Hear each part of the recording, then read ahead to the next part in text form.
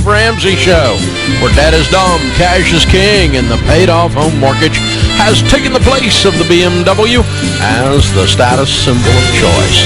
I'm Dave Ramsey, your host. Thank you for joining us, America. My co-host today is Christy Wright, Ramsey personality, and we absolutely are looking forward to taking your calls. The phone number, 888-825-5225. That's 888-825-5225. Mark is going to start us off in Manchester, New Hampshire. Hey, Mark, welcome to the Dave Ramsey Show. What's up? Hey, Dave. How's it going? Better than I deserve. How can we help? I have a question. Me and my family moved here recently, about 4 years ago, and we got here illegally. We accumulated debt on the way, just trying to get our life started. And I have a question for you. I recently moved out. I paid off almost like $80,000 worth of debt with my current future wife. And I want to see, like, from my parents' point of view, they still have about like $20,000 worth of debt, making $60,000 a year. They're in their 60s, and I want them to like pay off their debt and save for retirement. I guess what would be your action? Okay. What does their debt have to do with you? I'm confused. Other than you just wish good things for them. You wish good things for them, but other than that? It doesn't have to do anything with me. It's just like they moved here and they made like poor financial decisions. I guess more of my question is, how would they save up for retirement being in their 60s right now? I see. Okay. And where did they move from? Lebanon. And when? 2013. Okay. 2014. Okay. All right. Cool. And so they have a household income of $60,000. And how would someone in their 60s with that and $20,000 worth of debt save up for retirement? Is that what you're saying? Correct. Well, Christy, I think they're going to kick their income up, and they're going to be working a while, right? Yeah, and I'm curious, Mark, I've got one follow-up question. Are they already talking about it and they're opposed to it, like you talked to them about it and they're opposed to it, or this is not even just on their radar? Because that's a little bit different how you approach it if you're coming from a position of they're oppositional to the idea, or it's not even on their radar and you want to introduce it from an encouraging perspective. Well, it's on their radar. It's just they're having trouble with their debt primarily right now. And then with them getting older and their health issues being getting worse, I guess that would be thinking of retirement in the next like 10 years. Sure. Yeah. Okay. That makes sense. I mean, because a lot of times we have people call in and, their parents are not on board and not interested in hearing about it. So the fact that they're already thinking about it, I think is good. I think, one of the approaches you can take, just like Dave said, with encouraging them to increase their income, whether it's a side business, take an additional job, whatever that is, for the short term, not for the long term, for the short term to get this debt paid off. But if you come from a really encouraging perspective, I think a lot of times they can look at this as, well, we're older, or it's too late, or blah, blah, blah. It's like you can really encourage them, show them what's possible. Hey, if you increased your income to this and you set a goal to get it paid off by this time, you could kind of see the light at the end of the tunnel and get motivated by seeing the possibilities that may kind of light a fire under them as well. Exactly. How old are they exactly? 66, 67. Okay, late 60s then. All right. Well, it's going to take a year if they're on beans and rice to pay off $20,000 making $60,000. Okay? So 1 year's doing that. The next 4 months is going to be spent building their emergency fund of 3 to 6 months of expenses. And then from there, they're going to just do all they can to build a nest egg and to get into a position to retire at that point. The book that we have that would help them most with that is Chris Hogan's first #1 bestseller called Retire Inspired. But it doesn't change the baby steps. The baby steps are based on the shortest distance from where you are today to become wealthy. What is the shortest distance? And the shortest distance is the same when you're 26 or 66. It's clear through the debt, and with no payments, you build an emergency fund, and then you dive on the retirement grenade in this case, and you go crazy on it. So hold on, I'll have Kelly pick up, and we'll send you a copy of Chris's book, Retire Inspired. Danny is in Cincinnati. Hi, Danny. How are you? Fine, Dave. How are you today? Better than I deserve. What's up? Well, I got a question. I'm going to be turning 72 here in October. and I've been doing some reading, and I have a Roth IRA that I haven't touched. Having trouble hearing you. Your phone's muffled. Can you speak directly into it? Okay, how's this? Can you hear me now? Yes, sir. Okay. I'm in my I'm going to be turning 72 here in October, and I have a Roth IRA. I sort of just kept it in the closet there and haven't done anything with it.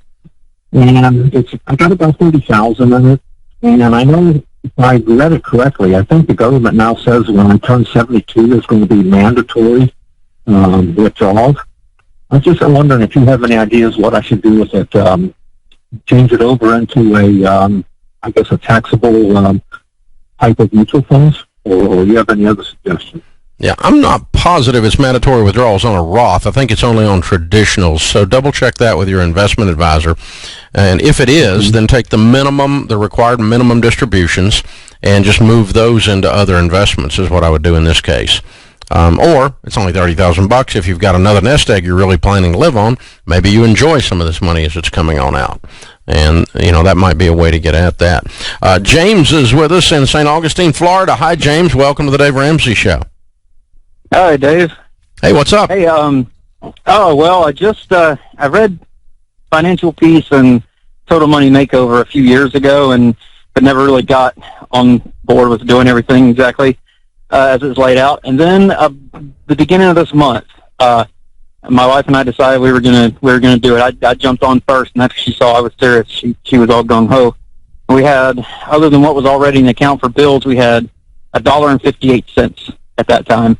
And within 15 days, we had the 1,000 emergency fund, and we're staring at 30,000, a little less, 29,000 in debt right now that we got to get out of. And our budget is bare minimum and already maxed out. She just had to go back to work to bring in more money, and we're looking at it. And I was trying to keep up the intensity, and with no desire to slow down, I got to brainstorm on what I could do, and I figured it up. We're house poor right now. We're at probably 50% of our income is going towards our mortgage payment. And it's, for what it is, it's a great deal and everything, but for us, it's more than we can handle right now. Yep. We've been making it for 3 years there, but I figured it up, and if I sold the house, I have equity in it. We could probably sell it for $300,000. I have some friends who have a trailer that not too far from us that they rent out for a double wide. They rent out for like $800 a month, which is extremely low. Everything else in our area rents for like $2,000 a month. And I didn't realize it until I was talking to these friends. They actually did Financial Peace, and they're actually step 7, done with it, debt-free and everything. All right, I tell you what, when we come back from this break, we'll get the rest of your details and make sure we can give you a good, solid answer. Hang with me. This is the Dave Ramsey Show.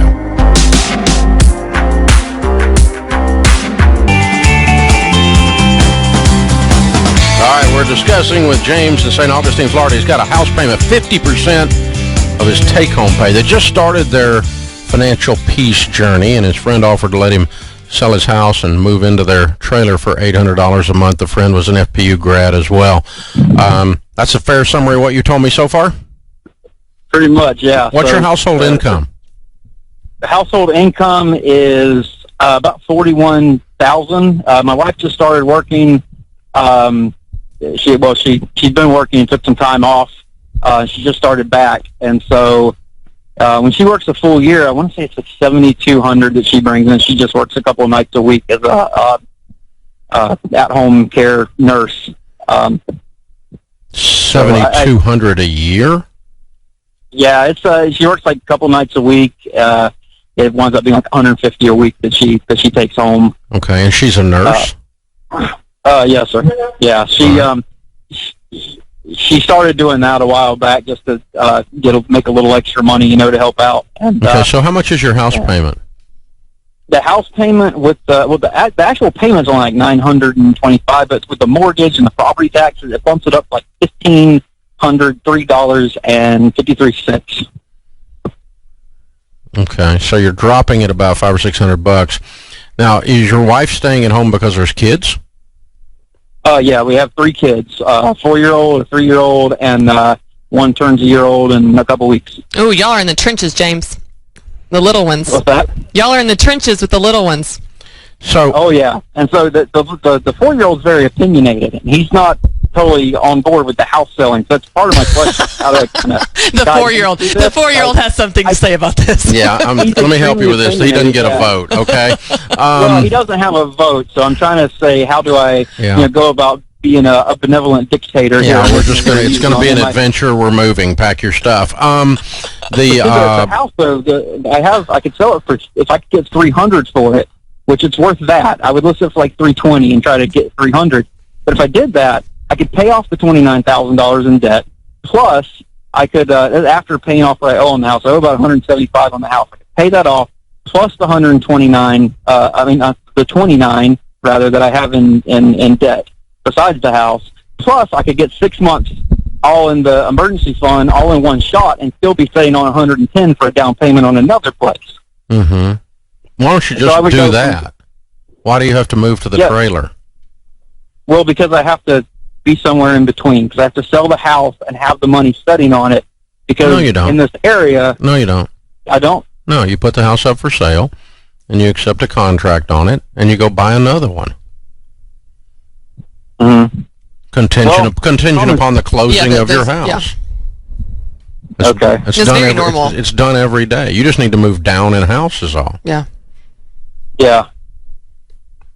I bet you could find something, James, in the area you want to be in or somewhere close to it that is better than this trailer option that you would feel great about, that you could still afford, still pay off all the things you're saying. It's just going to happen without moving to the trailer. Now, how long have you been working this plan? A month?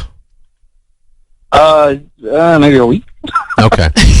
Let's push pause here, okay? You don't need to sell your house right now. I'm not sure that this is all that's going on. So you're just thrashing around in a brand new set of enthusiasms that you have. You may need to sell the house, but let's wait 6 months. Let's work the plan for 6 months. The other thing I'm seeing here is if your wife is a nurse, she can do a lot more hours and still do childcare for herself, still take care of her children. She can pick up 312s and really make a good living. And do that on some weekends and stuff for a short period of time, and you guys clean up some of these messes. I suspect if you clean up these messes and your income changes because she's working more than a couple of $150 a month worth as a nurse, that means she's not working at all, then I think we rearrange and we look at her career track. And again, if she has a desire to be a full-time mom, I'm not saying that's a bad thing. The beautiful thing about being a nurse is there's a lot of different ways you can structure making some good money. That's what I said, more than that. Around kids. Yes. And with kids and all that kind of thing. So that's exactly what I would do in this case. I would just wait a little bit and let's see how this works out. You know, like after the first of the year, if you're still struggling and you haven't made any progress, which I would be surprised, you may want to sell the house and move down. But I think right now that's going to be premature. So, hey, thanks. We appreciate it. Open phones at 888-825-5225. You jump in. We'll talk about your life and your money. Christy Wright is Ramsey personality co-host here on the air today. And up next is going to be Sarah. And Sarah's in New York City. Hi, Sarah. How are you? Good. How are you? Better than we deserve. How can we help? So I'm a really new listener, so thank you for having me on. My question is more about my parents' situation. So basically a couple years ago, my siblings and I kind of discovered that they had just like an astronomical amount of debt and tried to help them. They ended up having to file bankruptcy.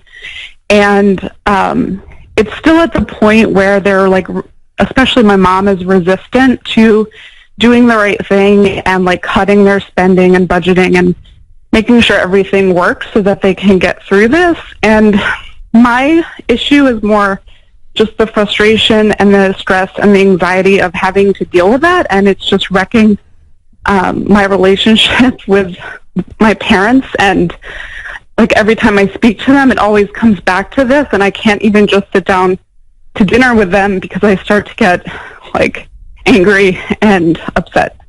So that's sort of where we're at now. I've got a question, Sarah. Does the conversation come back to this again and again because you're bringing it up because you really want them to change their behavior with money, or are the children, you and your siblings, giving them money and bailing them out whenever they get in a tough spot? It's both. So it's like we've helped them. I've helped with, because I don't want to just give them cash because I know it will just disappear. I've helped with bills, like utility necessities, things that they need to pay. And then, my siblings have helped out. So it's that, but it's also then we forced them to join and give access to their bank accounts so we could monitor it. And then basically I go in that, or my siblings go in that, and we see all this still shopping and things that caused the problem in the first place. So it's they're not. How old are they? They're in their late 70s, close to 80. Okay. Well, this has been going on for a long time, hasn't it? Yeah, so it was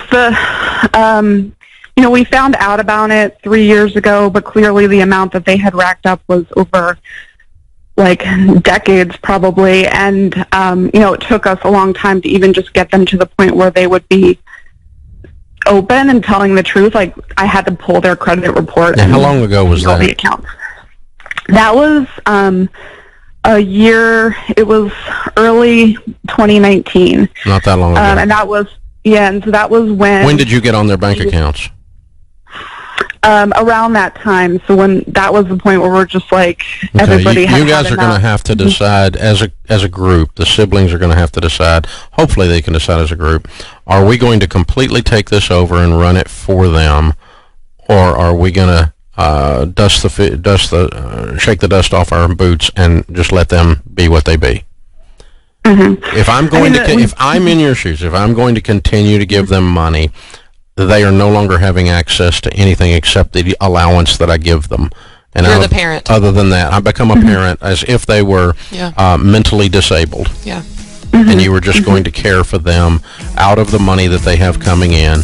And you can show them a statement where the money's going, and that means, Mom, you get pocket money of this much, Dad, you get pocket money of that much, and no, you don't have access to anything else. Or you don't get any more money from me. And I'm just going to have to watch you spiral into the wall. And that's what you're going to have to decide which one. This middle ground is what's killing all of you. Yep. Trying to do both. This is the Dave Ramsey Show. People call my show all the time complaining about how awful their timeshares are. And I've been saying this for years. Don't do it.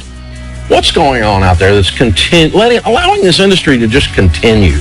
Dave, it's greed. And honestly, this isn't going to change until the industry decides to recognize that they have a customer service nightmare because of a terrible product. They're not taking care of their customers, which is why we're flooded with calls every day. Timeshare Exit Team is different. We've now have, almost 20,000 people out of timeshare contracts. Actual results. Actual results. Big deal. Yes. If you need out, Timeshare Exit Team is the team, the only team that I trust to help you. Schedule your free consultation by calling 844-999-EXIT or timeshareexitteam.com.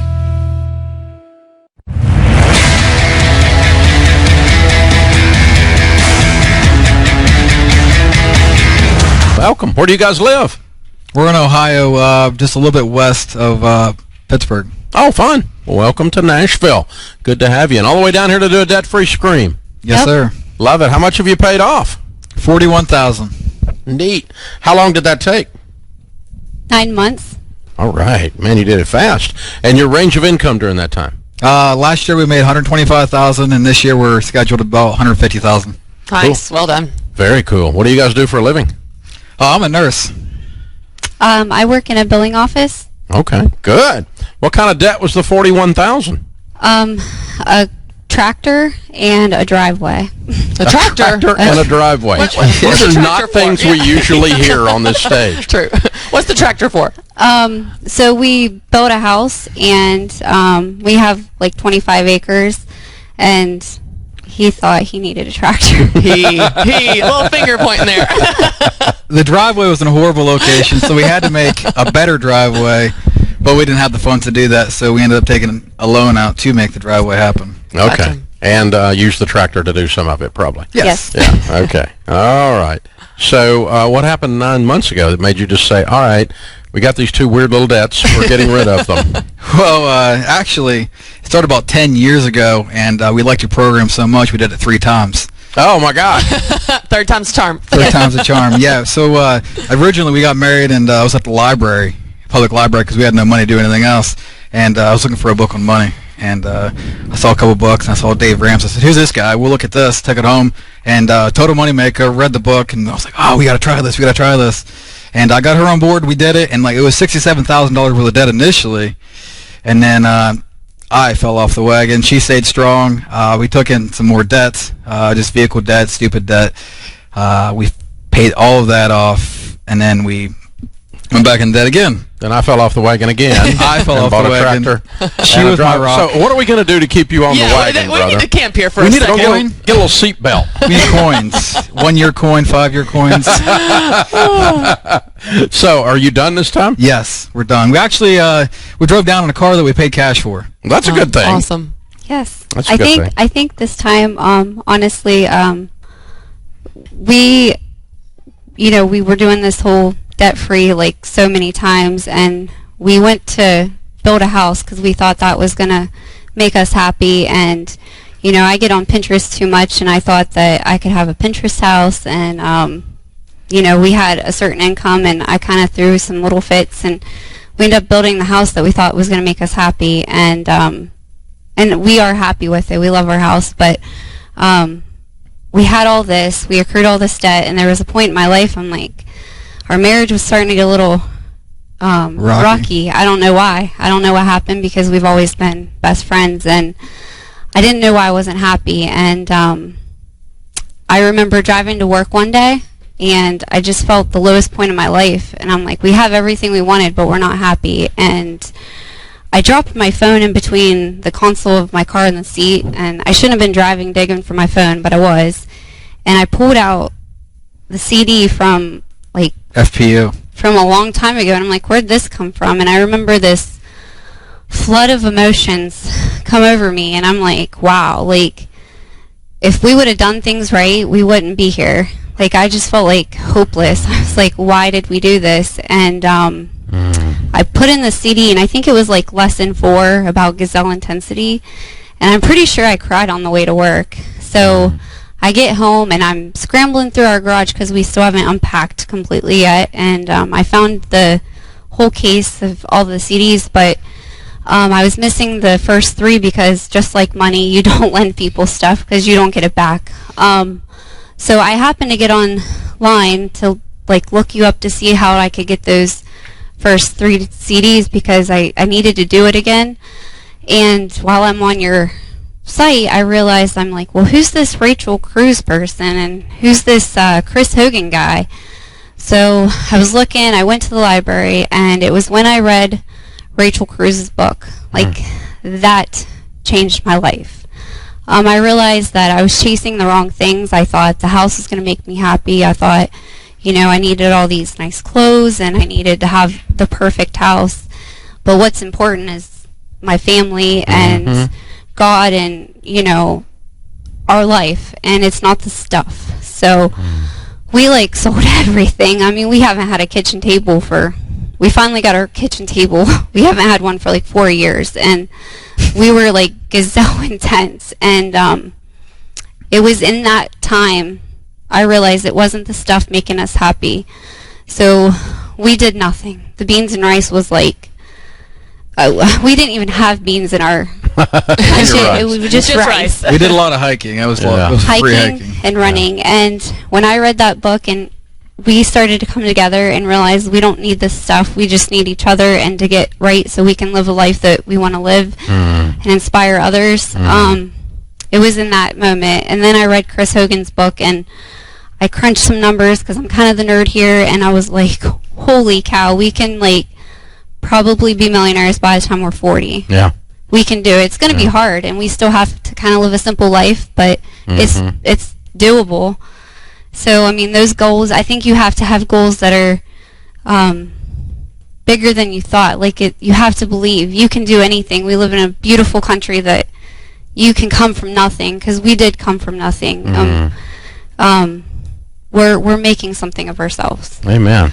So love your life, not theirs. Exactly. Yeah, That's amazing. I love Rachel Cruz. She's amazing. That's cool. She is. It's so cool, too, how your situation didn't change. You changed. Yes. And that's what changed the situation. Yes. You thought, if I could change the house, change the car, change these, different factors, and they didn't change. You did. Yeah. And it changed everything. It changed everything. That's really cool. Yeah. Well done, you guys. Yeah. Okay. What's your son's name, and how old is he? Aiden, and he's 10. All right.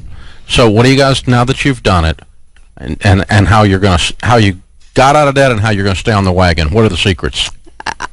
I think just honestly stop chasing the rat race that we do in America, and simplicity. Like, just love the simple things and be humble, because when you have nothing, you realize when you get stuff how much more enjoyable it is. Just contentment and little victories. If you try to pay off $67,000 or $41,000 worth of debt, it's insurmountable. But if you could do it, $500 here, $1,000 here, it's definitely doable. Small victories make big wars. Yeah, amen. That's awesome. Amen.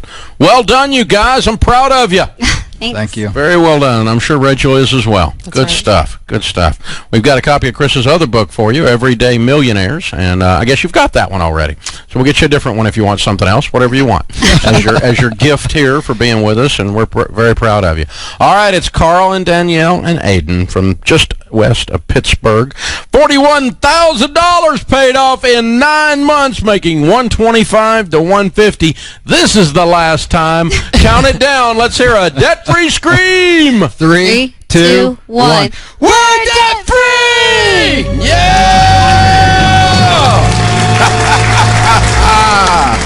I love it. I love it. That's amazing.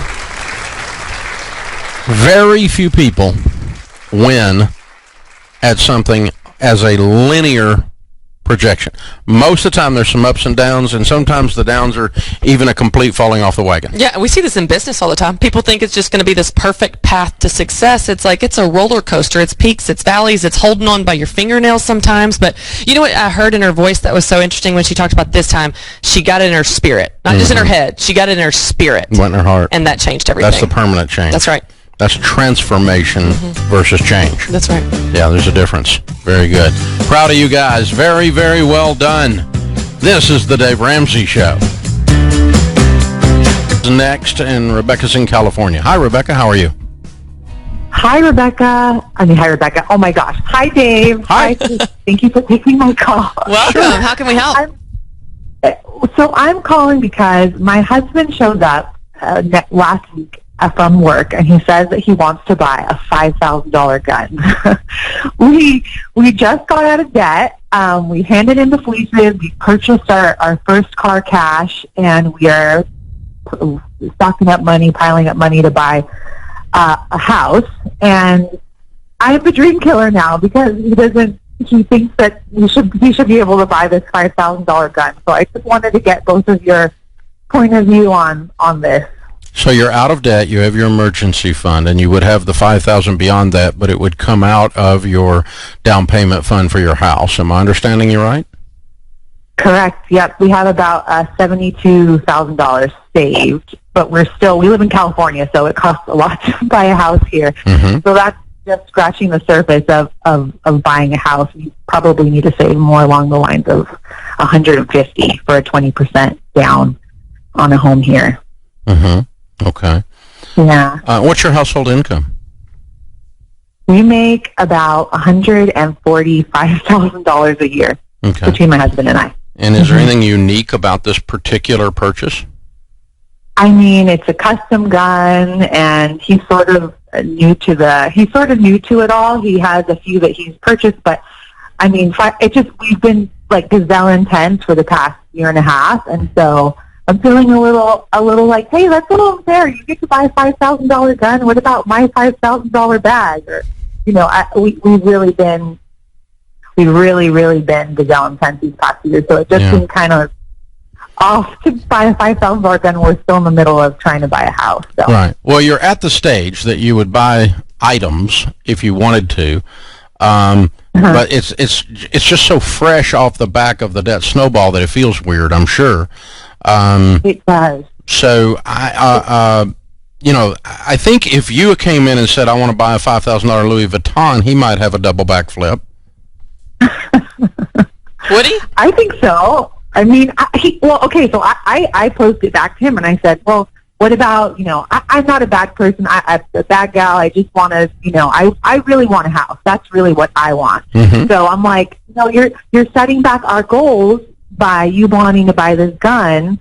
I mean, we could probably save $5,000 in 2 months and cash flow the gun. You have the $5,000 now. It would just, you'd put it back in the $72,000, right? We do. So that's not the issue, but the issue is just a matter of priorities. Which one comes? So here's what Sharon and I learned. We decided it's not no, it's just which one comes first. Mm-hmm. So we got in an argument like this about the time we were at the same place you were. She was driving a god-awful, nasty old blue Astro van with 900 million miles on it. The two-tone blue ones? Like redneck ugly. You know what I'm talking about. And if you're driving one out there, I'm sorry, but it were redneck ugly when we had one too. So, and it was newer back then. So she's driving that and she wants to upgrade to a Suburban. She's got a house full of kids. And, we're off the back end of this bankruptcy stuff. We're starting to make some money. And I'm like, $20,000 or whatever the stinking thing was. I can do a lot of work at the office for that. And I was wanting to do some investing in stuff here at Ramsey. And she's wanting to buy this car. And so, we got in this big thing about it. And what we finally sat down and figured out was it's just a matter of when. Yeah.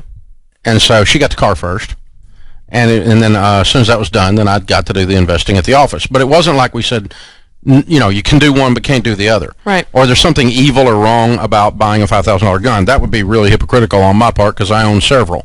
But the one I carry on my hip is about that. So, but so I mean, I'm sympathetic with him, but I'm also sympathetic with you. And I will tell you, sometimes when I get a $5,000 gun, it does cost me a Louis Vuitton occasionally. But it's a deal you make. it's a good trade-off. But that's way late in the baby step 7 game, right? So I think you guys just need to talk through. Are you're willing to wait on other luxury purchases to get the house? This is a luxury purchase, is all it is, and which buying in and of itself is not evil. Rebecca, is he the spender? He is the spender. He loves to spend, and I've sort of been he was the one with the leases and all the debt and all this stuff. So yeah. So the reason I asked that, I'm like, oh, you're going back to where. Yeah. Well, it's because you have a little bit of money, and I'll tell you, I'm the spender in my marriage, and as soon as we had our emergency fund and started to save up some money, when you have a little money, if you're the spender, you're like, but I got it. What's the big deal? Like, it's very tempting to get more careless because you have a little bit. And like Dave said, this purchase is not evil. It's not a bad thing. But I think for him, he's looking at this savings account going, well, I've got the money. What's the big deal? But you're looking at it from a goals perspective, priority. I wonder if there's almost a compromise, too, kind of like Dave said, not the necessary bag for gun trade right now, but does it have to be nothing or a $5,000 gun, or could he get excited? You said he's new to guns. Maybe he could get a $500 gun. There's cool guns for $500 or $900 that wouldn't set you back so much. That would scratch that itch of him he's spending already got some of those. I wonder if there's a middle That might ground. work. Nah. Wah, wah, wah. If not, then I think you have the conversation about, like you said, what comes first in priorities. Because to you, you're looking at it as this is going to set you back, but he's looking at it like, hey, we've got the money. What's the big deal? Here's the good part of the whole discussion. A, you're discussing it. B, you're going to pay cash for whatever you do, and you're going to be in agreement. If you can continue on that pattern, you will be successful with money, regardless. Mm-hmm. And so it could be that you're saying that, I'd like to go on a $5,000 trip. Well, that would be okay, and delay the house down payment by $5,000. That would be okay, too. That's back when people traveled. You remember those days. And so, I would say cruise, but we would all laugh out loud right now. And so, but as an example, you could spend that $5,000 a lot of different ways, but in any of those cases, it would be okay, but you're choosing to delay your house by that little bit amount when you do that. So one last idea is, I would either say wait until after the house, but maybe you just say, when we get to, we're 72 now, we need 150 is our goal. When we get to X, between now and 150, maybe we stop there, and you have a splurge and he has a splurge, and then we re-engage the house thing, or something like that. Maybe there's a couch that you want to buy. I don't know, whatever it is, because none of those things at your stage are out of line with what we teach. They're wise purchases. They're fine purchases. It's just a matter of what you want. What you said, Christy, is exactly right. What do you want? What does he want? And the good news is we talk about it.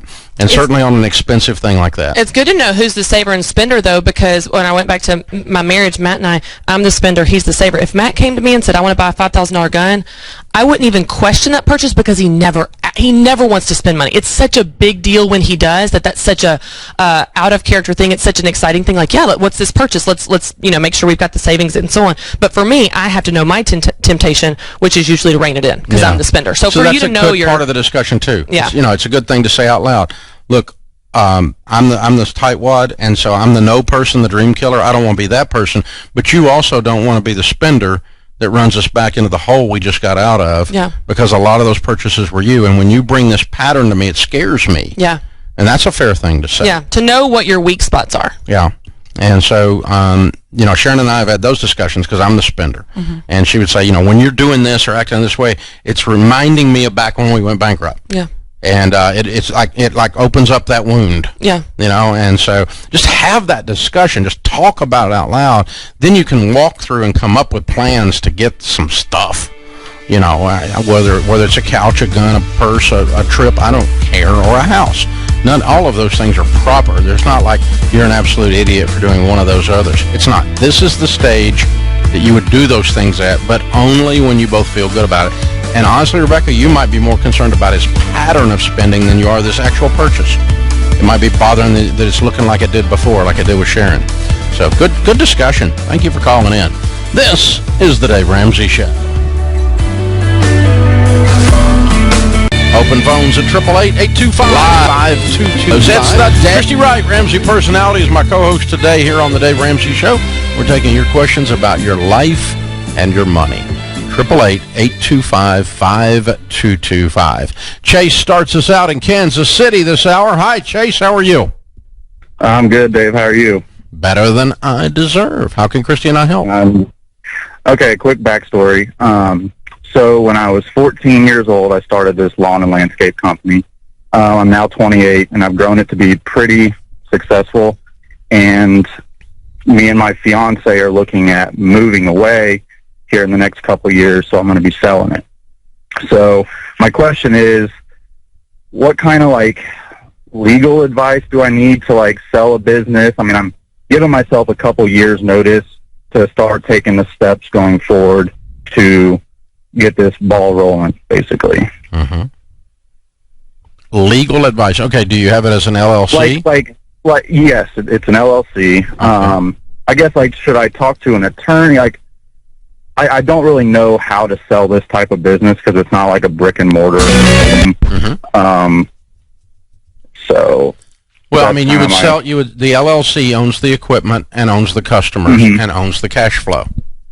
Correct. So you would just simply sell the LLC. You would sell the shares in the LLC for the amount that is agreed to.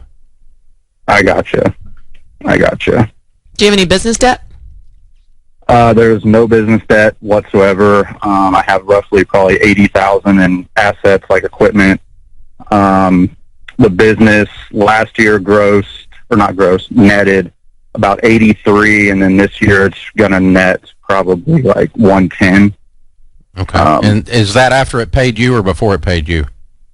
That is after it paid me. What did it pay you? I pay myself a salary of roughly $5,000 a month. Okay. And after that, and how many guys you have working for you? 2 to 3. Okay. That's cool. I have 2 full-time and 1 part-time guy. Okay. Well, it's a substantial business, as you said. You've done a great job. It's worth somewhere around 4 times that net, maybe 5 times that net, something like that. And so, it's worth $350,000-$400,000 roughly. Okay.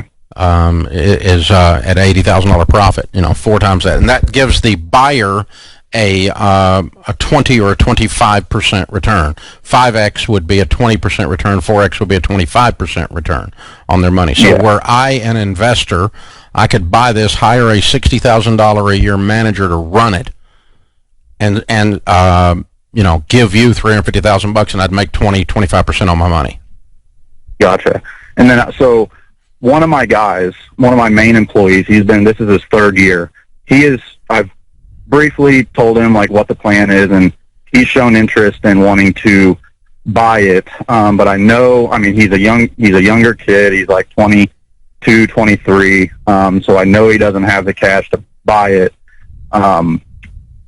Would you advise doing like an owner finance deal, or what? If that's what he came about, or try to just find a buyer that can just buy it outright? Well, what you would do if you did this, it'd be nice to have a buyer buy it outright. I'd take less if I could get my cash and go. Yeah. Because otherwise you have the risk of not getting your money if this young man runs it into the dirt. No pun intended. Yeah, no, for sure. So what Christy and I will always advise people when they're doing this is if you're buying the business, you can do an owner finance deal, but it's just a percentage of profits. And so what I would do is say, let the young man make $60,000 a year, and you get all the profits until it gets to $400K. In addition to the Marxist agenda until that he's going to push. 4 or 5 years worth of the profits are going to come to you. The problem is if he mishandles it during that period of time and you have to repossess the business, it's not going to be worth as much because he will have messed up your cash flow. Yeah, and that's the one thing that I've thought of, and that's why I'm like, so if he came to me like and say like, here's 200, I can do 250, and then say he got like a loan for it or something, I would take it.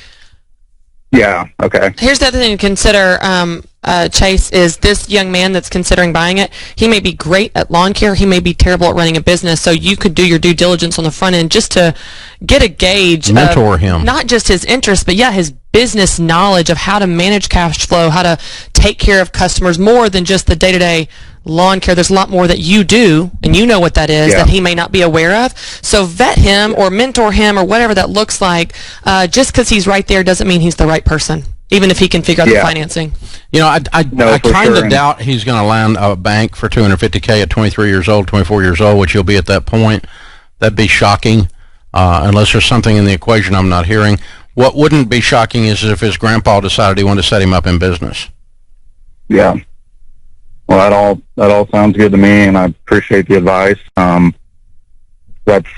think that's everything I need to know there. Yeah, it's good stuff. And just the thing is, the other thing I like to do if I'm going to carry the paper on something, which I almost never do, is I want to get such a large down payment that after I have to repossess it, I'm happy I got it back because I get to do it again. In other words, if you had a $350,000 price tag and you got $200,000 down and you had to take it back 2 years later, we'll do this again. Right. And so that's what a guy I used to buy notes with, he called it happy. You're happy if they pay, you're happy if they don't. Because you get enough down payment and you get a good enough price and a good enough terms that you're happy if they pay, and if they don't pay, you're okay. They're so deep into you that you're going to make money on the transaction, on the repossession, and that's harsh, but that's the reality, and it keeps everybody in their lane and keeps everybody moving the right way. When they've got almost no down payment in it, that's scary, and you're going to be in another town, and he runs your equipment and your customers into the dirt, no pun intended, then you're going to be in a mess. Yeah, he doesn't have any skin in the game. You built it, Chase. Like, he's the one that built it over the last 14 years. Yeah, even if he didn't want to, even if he didn't do it with malice. Right. And you get screwed over a lot more by enthusiastic ignoramuses than you do people with malice. So, I can just see somebody not maintaining the equipment, that kind of stuff, and you're getting a real hurt. Our Entree Leadership Summit has a wait list for 2021. If you'd like to come, you can get on the wait list. In other words, we've sold it out. Marcus Buckingham will be there. Pat Lincioni, Craig Groeschel, Simon Sinek, Jim Collins, Christy Wright, Chris Hogan, Dr. John Deloney, and Ken Coleman, and me will be the speakers. This is a world-class experience. Our Entree Leadership Summit, we just finished it last week here in Nashville, and it's coming up next year in May, of 2021, and it is waitlisted already. It's sold out, and we're setting everything up.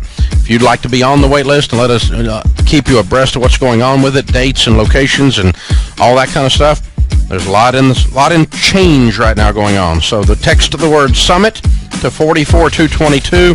That's the word SUMMIT to 44222. Our question of the day comes from Blinds.com. They have a 100% satisfaction guarantee. Now, when you hear that, most of the time you go, well, if I don't like it, I can take it back or whatever. Or, I'm not satisfied with the quality. No, this means when you order window blinds from these guys, if you screw up and you measure it wrong or you get the wrong color, they still will replace your blinds for free. This is a guarantee I could use because it's like an idiot-proof guarantee, right? If you screw it up, they're still going to give you stuff free and fix it for you. Use the promo code Ramsey. You always get the best deal, and they got free samples and free shipping and always got new promos. Our question, Christy? Yes, this comes from Melissa in Kentucky. Here's what she said. I began selling watercolor portraits about 2 weeks ago, and I've gotten a ton of positive feedback and interest. I should be so proud. But the last 3 paintings I've done, each one took more and more tries because I wasn't confident in the drawings. I painted and repainted one of them 4 times before I settled on one to send to the customer. I feel a strong sense of guilt selling anything that I see as less than. How do you deal with perfectionist tendencies? Help, please. You know, this is interesting because I think when you're dealing with any type of art, it never arrives. I've even seen, in our building, the graphic designers, it's like, well, I can make it a little bit more perfect. When you're dealing with something that is art, that is subjective, it's so tempting to make it a little bit better, and it never gets there. So I would just say, Melissa, one of the things that will help you is to simply practice sending the first one you paint. So send it once. That customer's going to be happy. You're going to do a good job the first time. Send it to them. They're happy. That's going to give you confidence. Hey, I did it once. I can do it again. But a lot of this, I think, is just overcoming that limiting belief in your head that it could be a little bit more perfect when the customer's probably going to be happy with round 1 or 2 or 3, and it's going to save you a lot of time if you get in the habit of sending the first round. That's a good suggestion, because the tension anytime we're producing a product, any of us, is you want to put out a good enough product that you're proud of it, A, and B, that it creates more business. Right. Because someone sees that and goes, I want one. You know, you want the book to be well enough written that it helps somebody change their life, and they go, you got to get this book. Right.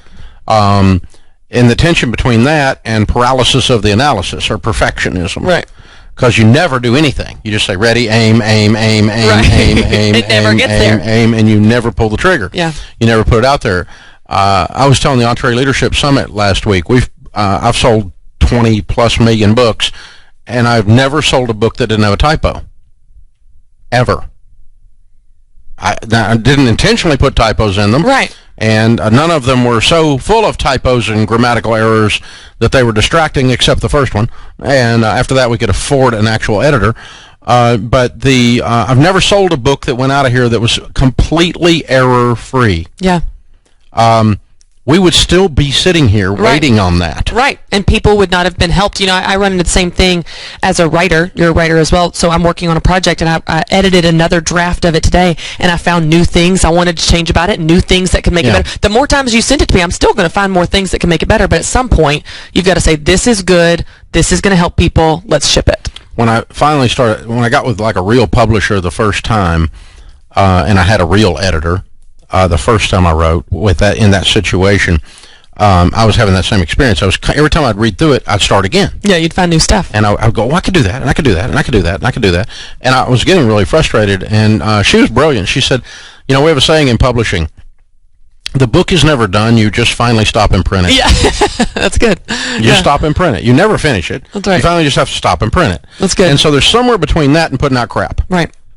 And you don't want to put out crap, because it's embarrassing, and you won't get new business off of it, and the people will feel ripped off. Right. So if that's your first one, you don't want to ship the first one. Right.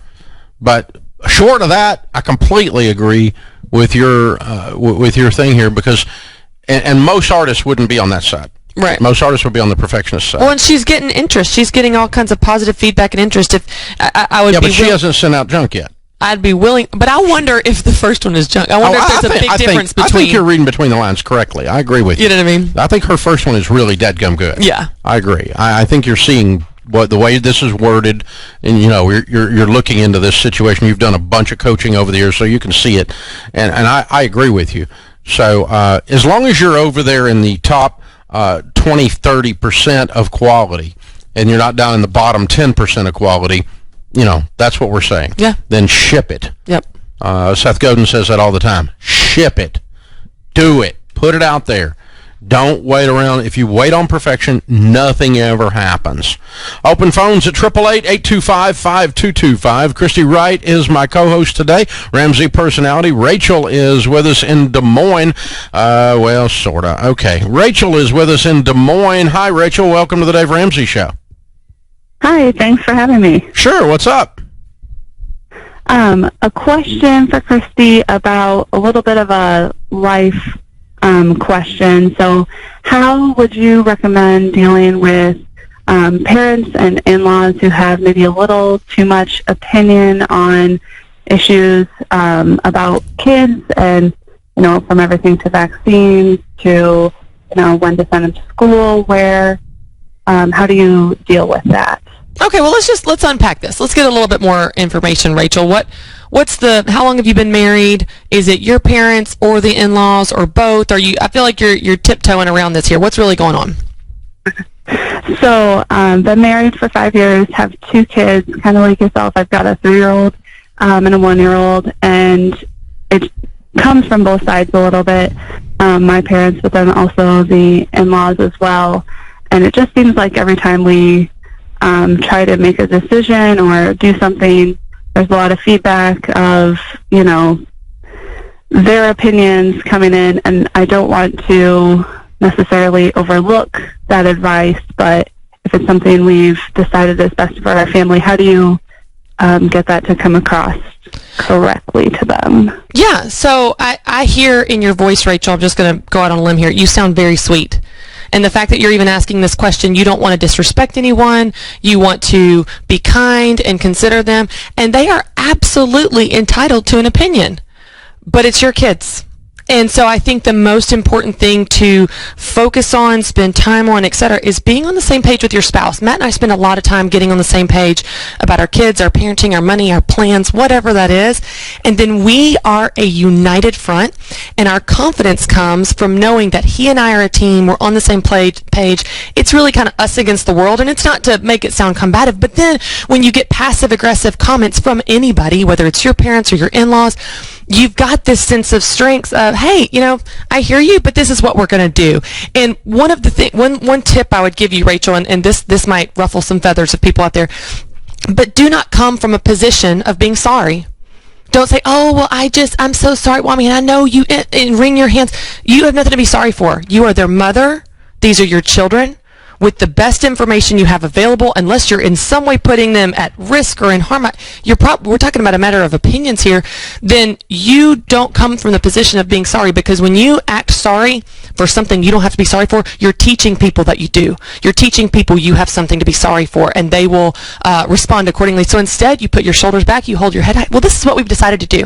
We've decided to send our here. Thanks so much, but this is what we're doing. This is what we've decided is right for our children. Yeah, it's not if you are asking for advice, that is one conversation. Yeah. Otherwise, you're making an announcement. Yes, that's a good, I like that. I'm going to take that, Dave. I like that. So, one of my daughters won't tell her mother what the name they have chosen for the baby is, because she doesn't want the judgment. And when the baby comes out, she just says, welcome, this is so-and-so. And she gives us the name. We don't know the name ahead of time, because Mimi will roll her eyes, and that one can't stand it. Yep. And so, and that's cool. This is how it is. That's just a boundary. This is how it is. And it's very difficult for the parents like me, like Papa Dave. You can bet I got an opinion, but it's not. I don't get a vote. That's right. anymore. I raised you, so hopefully that's going to help you with this process, but I don't get a vote anymore, and it's frustrating. I'd like to have my vote power here on the Dave Ramsey Show. They are on the debt-free stage. Welcome, guys. Good to have y'all. Thank you. Good to be here. Good to have you. Where do y'all live? In Chattanooga, Tennessee. Oh, just over the hill. Good to have you, man. Well, and all the way to Nashville to do a debt-free scream. Yes. Yes, sir. Cool. How much have you paid off? $85,494.10. There you go. Wow. To be exact. And how long did this take? 2 years and 10 months. Wow. Good for you. And your range of income during that time? $85,000 to $95,000 with a whole lot of side hustles involved. There you Wow. Okay. So what kind of debt was the $85K that you paid off? It was a credit card, car loan, and a student loan that we named Big Bertha. That'll get you mad at it. Whose student loan was Big Bertha? That was mine. All right, Crystal, what's your degree in? I'm a teacher. Oh, cool. Is that what you do now? Yes, I teach ESL. Awesome. And what do you do, David? I'm a tax auditor. Very cool. Good. And so life is going along, and you have the normal amount of student loans up to your eyeballs and the normal other stuff. What happened 2 years and 10 months ago? What was the wake-up call? What lit you on fire? Well, about 3 years ago, we would sit down and we would do monthly budget talks. I get paid once a month as a teacher, and we just never seemed to have enough money to get out of debt, to pay off the credit card bill, just to move forward. And we wanted to. It would always wind up with me crying because I was so upset because we just couldn't hit the goals that we wanted to. We never really fought, but we were just always, we just weren't getting anywhere. In January of 2017, our church was offering financial peace. And so we pulled out our credit card and paid for it because that was the only way we had the money at the time. And, which means your church takes credit cards, not Dave Ramsey. Let's be clear. That is correct. Sorry. All right. And then we started February of 2017. It was just before our 10-year anniversary. We had a trip to Disney World planned just for the two of us to celebrate. We went to the class the first night, and we decided we needed to cancel that trip. Whoa! And so we took a couple $100s, and we ended up going to the Biltmore for a weekend to celebrate our anniversary. Mm-hmm. And it was just game on from then. All right. Very cool. So the class did it. Yeah. All Yes, right. sir. Cool. The first night, you got fired up. Yeah, it was the plan that we needed, that we wanted. We wanted to have control over money. We wanted to do better than we were doing. We wanted to get rid of all of it. We just didn't know how to, and we just kept spinning our wheels. And once we finally had the plan that worked for us, it just all made sense, and it was so doable. So something about the first night not only showed you the plan, but made you believe it would work. Yeah. Because that's important. That's important information. Anytime anyone wants to change anything, you have to see a way to do it, and you have to believe that you can do that. It's probably also, I would imagine, Crystal, is validating for the discouragement you'd been feeling. Yeah. Because I remember when I was paying off my debt, I did the math of how long it would take me to pay off my credit card if I did the minimum payment, and I would have died before it was paid off doing the minimum payment. It wasn't ever going to happen. And so you're so discouraged, but you're sitting there going, oh, well, this explains our situation. We have to do something different. What we've been doing isn't working. Yeah, when I started, my loan was financed almost 30 years. So both of my kids would have been through college before we ever could have touched mine. Yeah. So not giving us any money to put aside for them to get them through. Yeah. How'd you see it? So, David, what did you see in the class the first night? The same thing? Pretty much so. My parents are financial advisors, so I grew up with the knowledge, but I'm the spreadsheet guy. Mm-hmm. I had it all down on the spreadsheet. She needed a notebook. I didn't like notebook, and so and pretty much that's the way our budget meetings were beforehand. Was I have it on spreadsheet and I have it on an accounting software. She wants it handwritten down, and it just kind of clashed. And then that first night, it was off to the races, and I was holding on by the coattails waiting to catch up.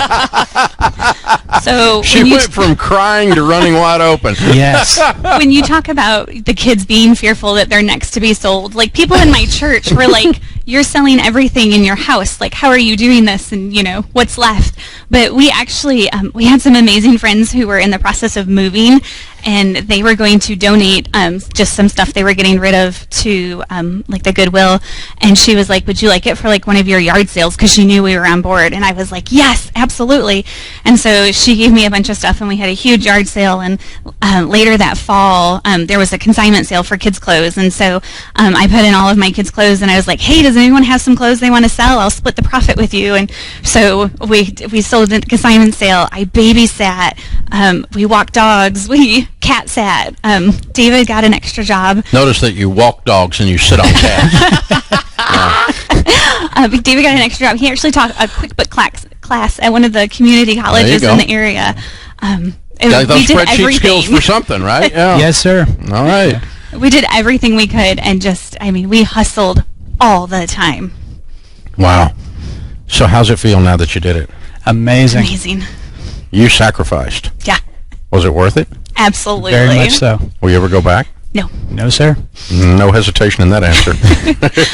We have a picture of our car on a tow truck just before we were done. We were set to be done in October, and we ended up finishing in December, and our car got towed 3 times because we were having issues with it. The biggest one was from Gatlinburg all the way back to Chattanooga. Yeah, we were at a soccer tournament, and the car just quit.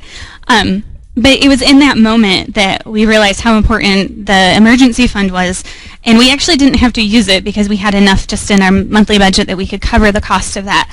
But we were sitting in the hotel room after I'd gotten off the phone with the tow truck, and I cried a little bit because just the frustration of being so far away, but there was no concern about how are we going to pay for it or like what the bill was going to be because we knew we had that emergency fund, and so it really became an inconvenience, like you say, instead of like a true emergency. And we got the car back and we got it fixed, and it's perfect now. So, but that emergency fund is just so key. Oh, it changes a crisis into an inconvenience. Yeah. And it's just peaceful because, like I said, we never even had to use it, but just knowing the only thing it did is bump you out a month on your get out of debt, and that kicks your butt. But I was a little bitter about that. Yeah, I don't blame you. Good stuff. All right, what do you tell people the key to getting out of debt is? You did it. Work really hard. Be willing to do anything you can. Yeah, and be intentional about every single thing that you do.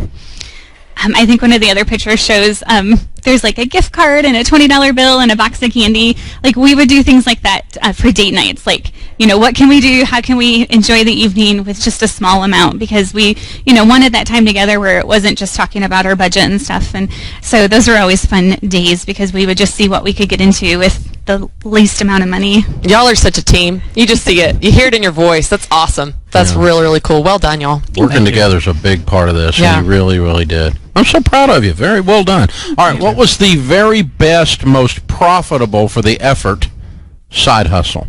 Her cakes and cookies.